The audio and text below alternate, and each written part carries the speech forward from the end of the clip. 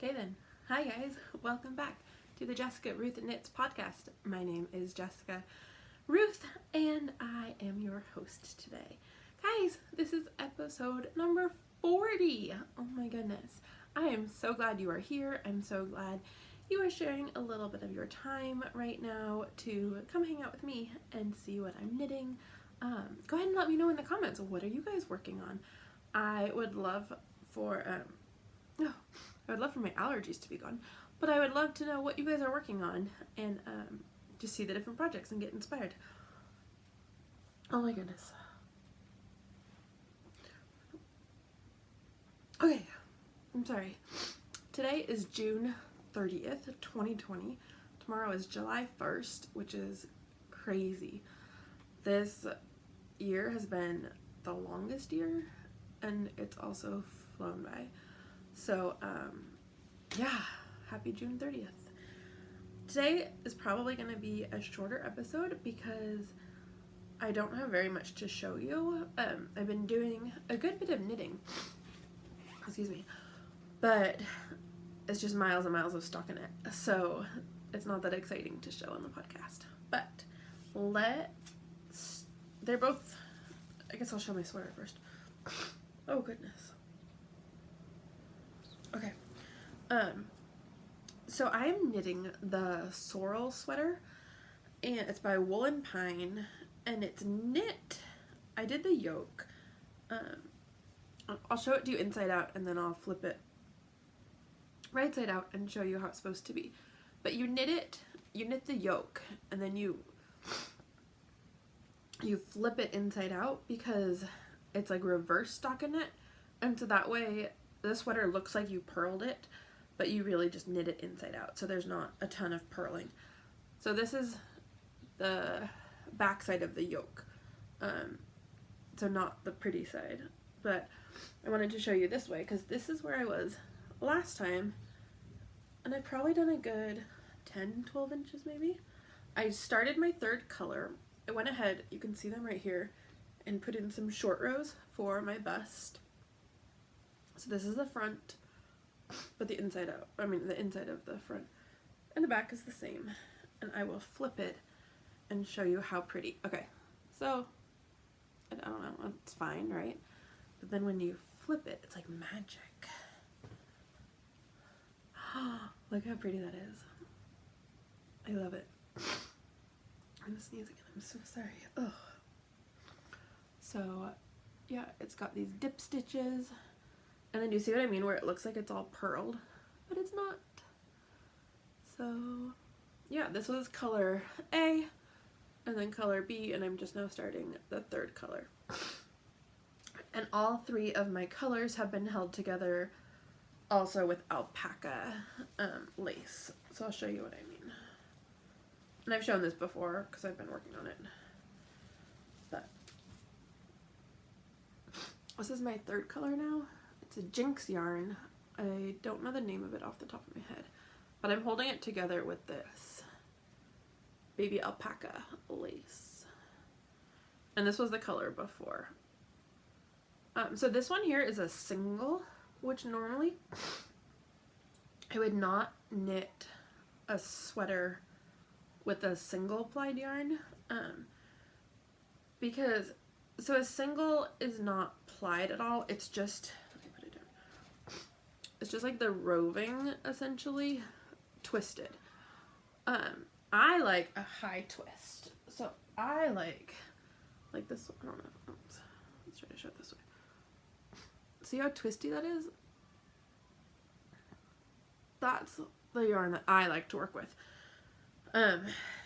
So I would not normally have knit a sweater or any garment that that's gonna be getting a lot of wear, so like socks or sweater or anything like that, I would not have knit with a single. But because I'm holding it together with the alpaca, the alpaca will make the single a whole lot stronger. Oh, I'm gonna sneeze. So I felt okay using a single for my middle color, only because I'm holding it together with my alpaca. So that is my Sorrel sweater. Now, I was racing along on this, and if you watched last week's, excuse me, or even probably the week before, I think I was working, maybe just last episode, I'd started all these new projects. I'd started a garter stitch blanket. Oh, there's like a hair on my nose, like right there. I started a garter stitch blanket. I started this sweater. I started the Sunset Highway sweater. And then I kind of went through a funk this past week. And I don't know what it was. I'm still kind of in it. I think it's just it's like a perfect storm right now with COVID and with all of the Black Lives Matter,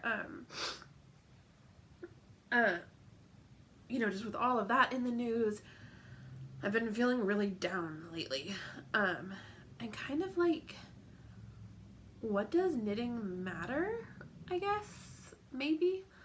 I have all this gorgeous yarn. I love to knit, but then I don't ever wear what I knit. I probably have like 20 pairs of socks that I loved knitting. I finished them, but I have not wove the ends in. And I never wear socks because here in California, I live in flip-flops. It's like flip-flops or Birkenstocks. And so as much as I love knitting socks, I don't love wearing them. I just don't wear socks in general. And pretty much all of my immediate family is here. They don't really want hand knit socks. And I mean, I know I could knit them and donate them to charity. And I might, but I don't know where I'm going with this. I don't know how to explain what it is I've been kind of like rumbling over in my brain. So I guess I figured, what does it matter if I stay up late and knit on my sweater, and finish my sweater in a week? I'm just going to cast on a new one, and then I'm going to fold this one up, put it in my closet, and not wear it. Because I think with COVID, I've just been hanging out at home in my like ratty old lounge shorts and a tank top if it's hot, or a long sleeve shirt if it's cold, and that's like my COVID uniform.